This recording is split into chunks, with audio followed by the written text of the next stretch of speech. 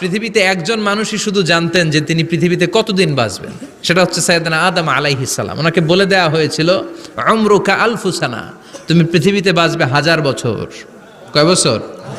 সাইয়েদনা আদমের সামনে অনেকগুলো রুহু রাখা হলো। সাইয়েদনা আদম বললেন, এরা কারা? আল্লাহ বললেন, এরা হচ্ছে নাসালুক, তোমার বংশধর, পৃথিবীতে তোমার পর এরা পৃথিবীতে আসবে। সাইয়েদনা আদম বললেন, আল্লাহ ওই যে একটা রুহু দেখা যায়, এটার নাম কি? আল্লাহ বললেন, হাদা ইবনুকা দাউদ, এটা তোমার ছেলে দাউদ, সে দুনিয়াতে নবী হয়ে আসবে, তার ছেলে সুলাইমানও নবী হয়ে আসবে। সাইয়েদনা আদম বললেন, মাবুদ, আমার ছেলে দাউদের কত বছর হায়াত আপনি দিয়েছেন? আল্লাহ বললেন, 40 সানা, মাত্র 40 বছর, 4 ইয়ার্স, 40 বছর তোমার ছেলেটা বাঁচবে।